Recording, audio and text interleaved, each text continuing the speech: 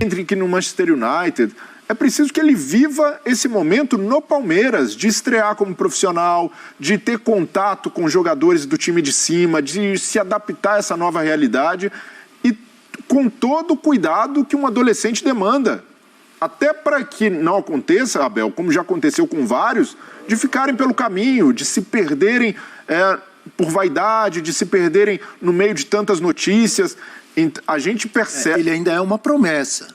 Isso. Pelo que nós todos já vimos e vemos, né, na Copinha, em jogos das seleções de base, jogos na categoria de base do Palmeiras no Sub-20 agora, na Copa do Brasil, no Brasileirão, enfim. É um jogador de muito talento, mas ele tem que provar ainda esse talento jogando no futebol profissional, que é diferente do da base.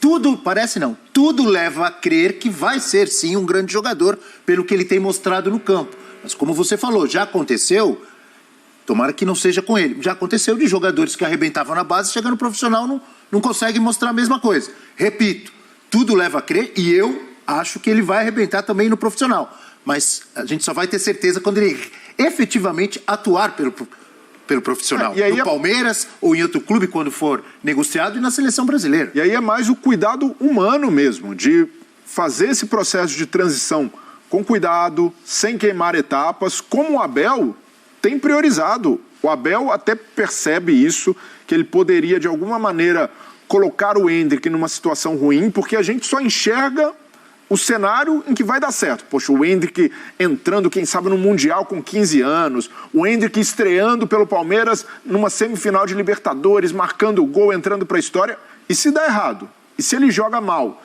Se ele sente o peso, se ele sente a diferença de atuar na base e atuar no profissional, o que pode perfeitamente acontecer. Ele tende, ali a avaliação, quando o Hendrick entrar em campo pelo time principal, ele deixa de ser um adolescente e vai ser avaliado como um adulto, como um jogador profissional. Isso eu não falei, vai existir. Aí eu concordo com você, nas nossas entradas ao vivo lá do Allianz Parque, você estava aqui também? Sim. Eu estava no Allianz Parque com o Facincani e discordei do Facincani quando o Facincani falou, não, se ele entrar contra o Atlético Paranaense e o Palmeiras for mal, foi eliminado, ele não jogar nada, a torcida não vai cobrá-lo. Eu falei, eu discordo.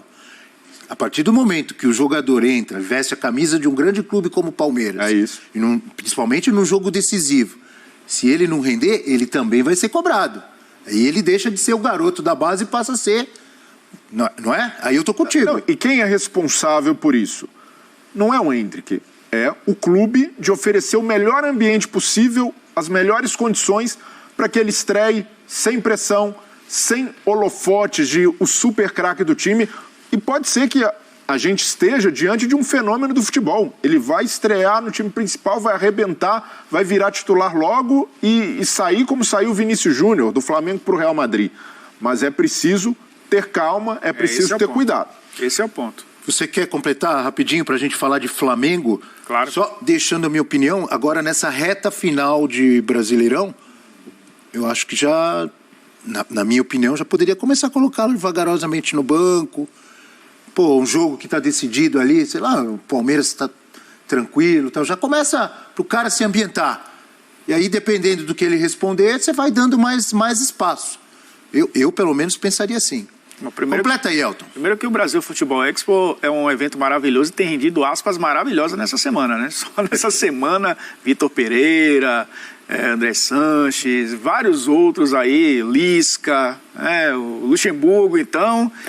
mas eu tô com o Rafa com relação a toda essa história, porque hoje a gente percebe que os atletas mais jovens possuem staffs muito bem montados, né? A gente percebe que o Hendrick tem já, mesmo jovem, já um discurso de muita tranquilidade, não é aquele jogador que se deslumbrou aí com esse início de carreira, tem os pais ali muito próximos também, e ele é muito bem blindado.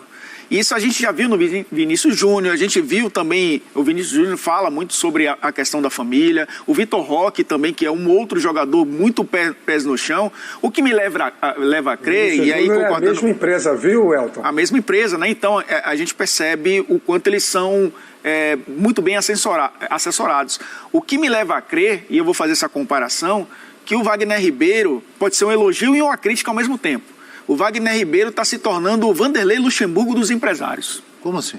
Um cara que tem muito sucesso, tem muito know-how e que tem essa história de também grandes vendas, mas que hoje parece que pensa que os atletas precisam ser geridos, administrados, como era há anos atrás.